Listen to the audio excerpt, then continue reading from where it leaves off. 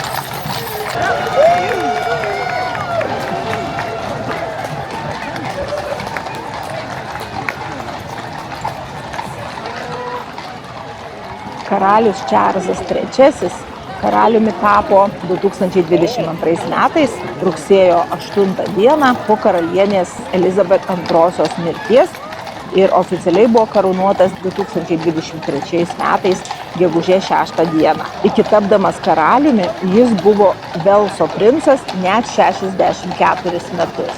Tai yra ilgiausiai šį titulą turėjęs asmuo Britanijos istorijoje. Karališkoji šeima priklauso Vindsorų dinastijai ir ši dinastija jau valdo nuo 1917 metų.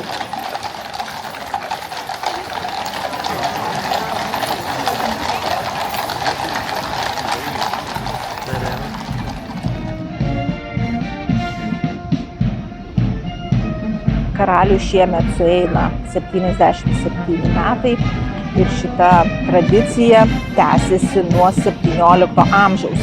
Ir šita šventė yra vadinama Trooping the Colours. Išvertus tai reiškia vėliavos pristatymas kariams, nes tai yra labai sena tradicija.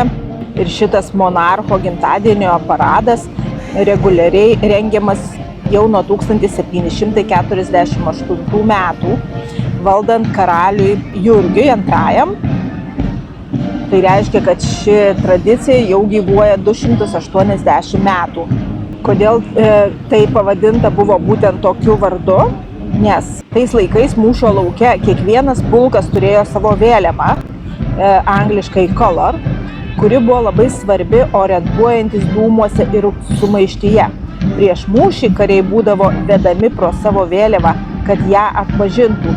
Iš čia ir kilo pavadinimas Trooping the Colours. Įdomu tai, kad vėliava nebuvo tik dekoracija ir praradimas vėliavos būdavo labai gėdingas tais laikais.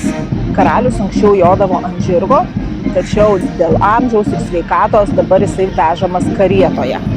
Parade dalyvauja visada šimtai žirgų, jie treniruojami priprasti prie orkestrų, minios triukšmo ir net virš galvų skrendančių lėktuvų.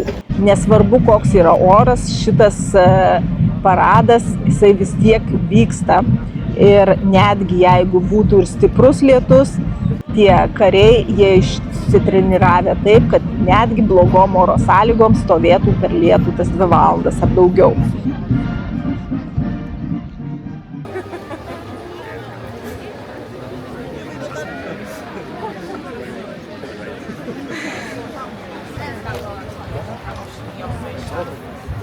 Sėdžiu dabar parke, trumpa pertraukėlė, 2 valandas vyks renginys. Žmonės dar nesiskirsto, nes po 2 valandų karalius taip pačiai grįš į rūmus ir tada įvyks dar vienas svarbus labai momentas – lėktuvų šou. Karališka šeima išeis į balkoną, pasveikinti, pamojuoti miniai ir praskris lėktuvai. Ir tu čia? Jo, visą ceremoniją arkliam į užpakalius pražiūrėjau. Ne, taip nesakyk į kamerą. Kai fainiai ten, atjojo kazokai su arkliais, nufilmavau.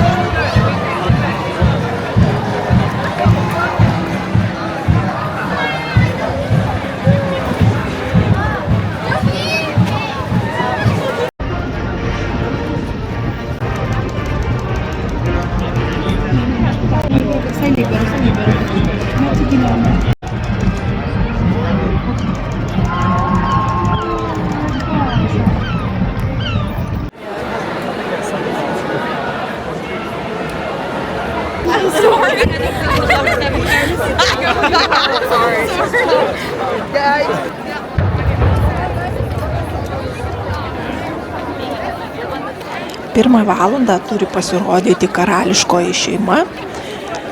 Bekingemo rūmų balkone papuoštam. Ant rūmų matosi karaliaus vėliava. Kai šita vėliava iškelta, reiškia karalius visada rūmuose. Ir dar pasigirsta šaudomos patrankų salvės. Tai senas karinis karališkos pagarbos ir sveikinimo ritualas monarchui. Patrankų šūviai iššaunami dažniausiai 2 vietose, tai yra Green Parkas, šalia visiškai. Iššaunama 41 salvė ir prie Tauerio iššaunama 62 salvės. Šios salvės šaudomos ne tik per monarcho oficialų gimtadienį, bet ir per kitus svarbius karališkus įvykius, karūnavimus, jubiliejus, valstybinius vizitus ir naujo monarcho paskelbimą.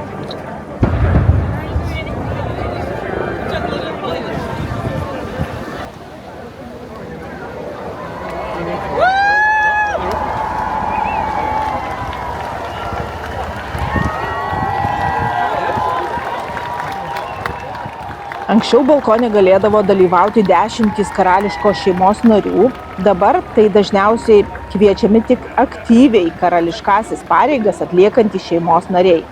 Nors pats paradas yra labai senas, masinis karališkųjų oro pajėgų pasirodymas virš rūmų atsirado tik 20 amžiuje, kai aviacija tapo svarbia valstybės reprezentacijos dalimi.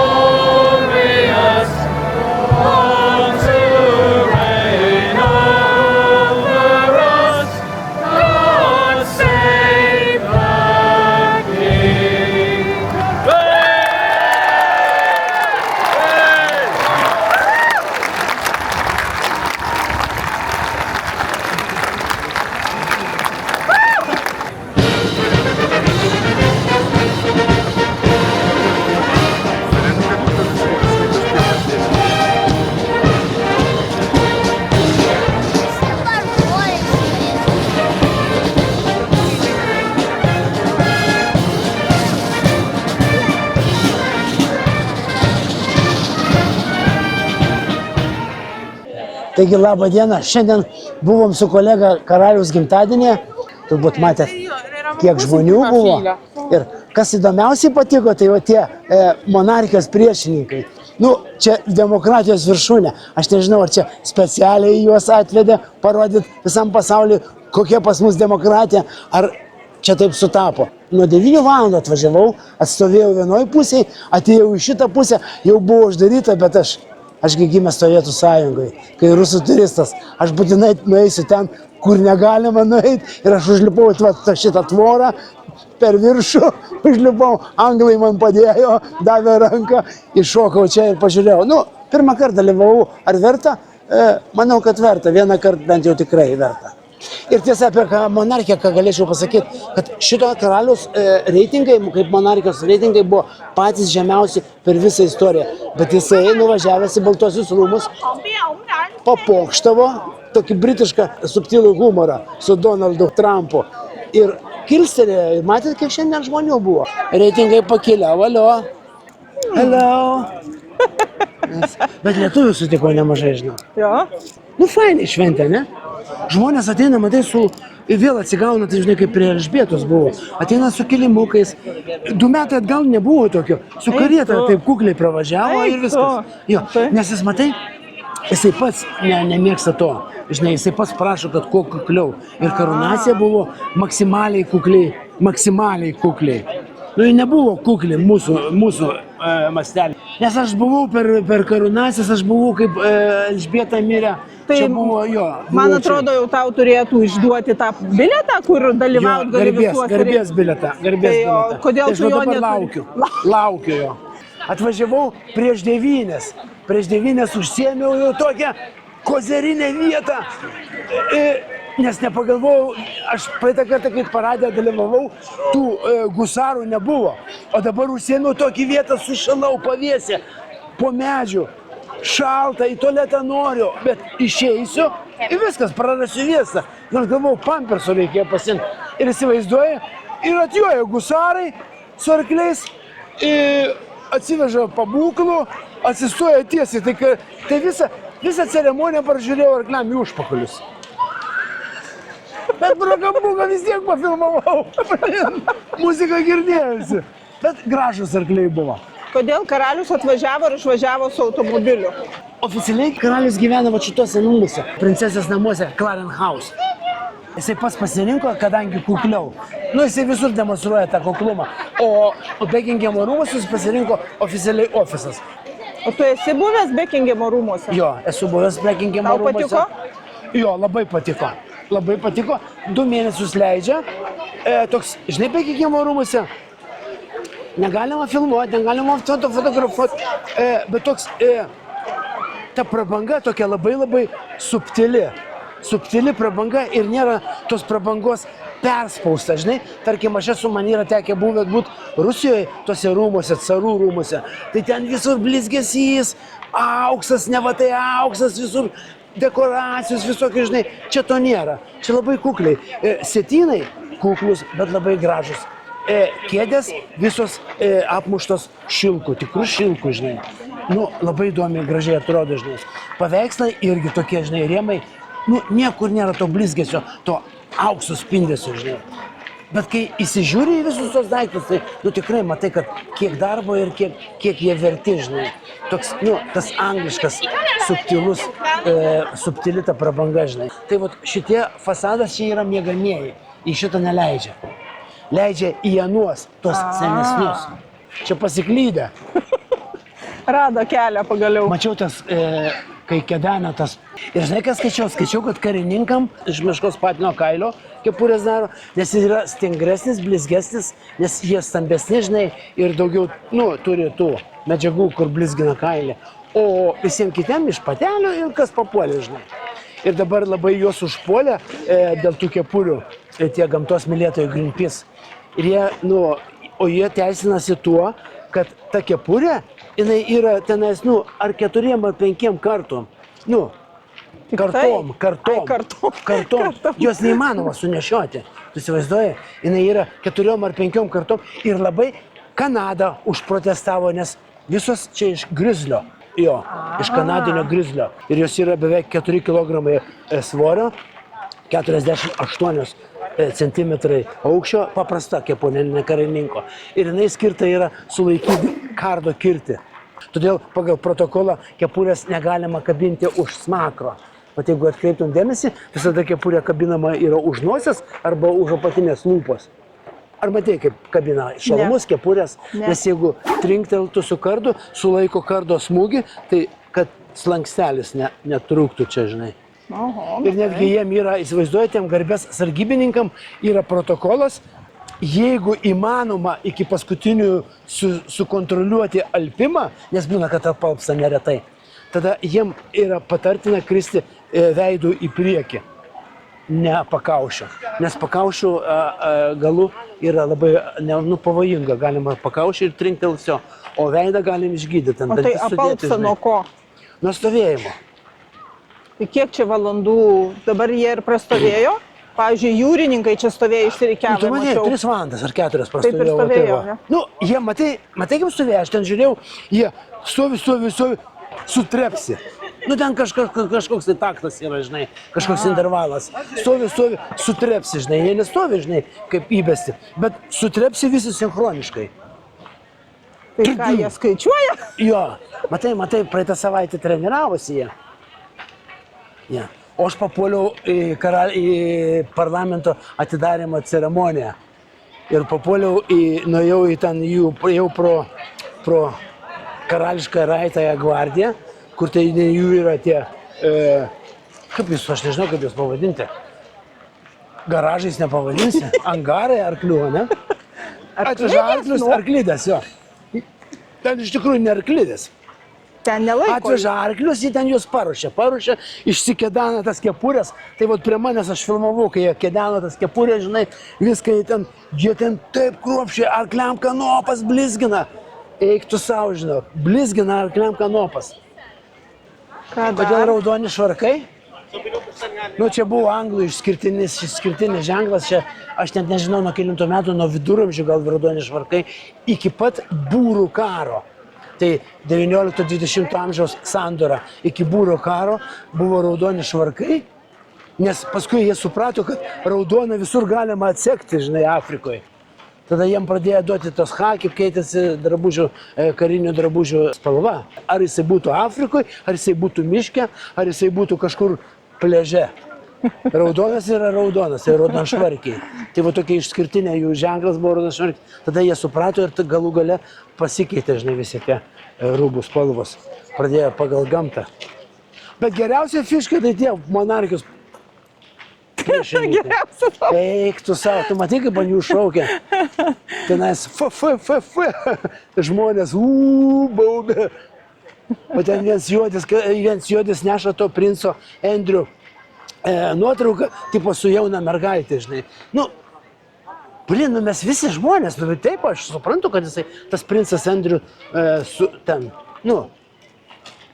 Bet tai, žiūrėk, tai ir kitokių yra, ne? Pas mus Lietuvoje irgi tų Belecko, kokie ten yra, žinai, tų pedofilų, ne? Nu, tai viskas suvienykime į virgį, visą Lietuvą tada pasimerkim dėl to, ne? Tik atėmė iš jo visus tos regalijas, visus titulus, viskas. Viską atėmė ir iš dukrų, ir iš buvusios žmonos. Jo, nu susitepė, aš sutinku, žinai. Bet tai, na. Ir kas tikras anglas, šnekina, juodas anglas. Nu, taip ir norisi važiuoti, žinai, sakyt, kad, nu, nežinau, gal čia rasistinės, važiuok po savęs ir dar kur tas taisyklės, ne? Gerai, grįžkim dar prie, kas balkone ten pasirodė mums. Čarlzas III dalyvavo, karalienė Kamila. Jo, Kamila, karalienė konsortė. Konsortė Kamila. Jo, patikslink, nes jis jokia ne karalienė man. Ne? Ai, tau ne? Man ne karalienė, nu, bet ir daugelį turbūt ne karalienė. Nu, bet ją vis tiek įvardina. Jo, įvardina jo konsortė. Konsortė tai simbolinė. Jinai nieko nesprendžia.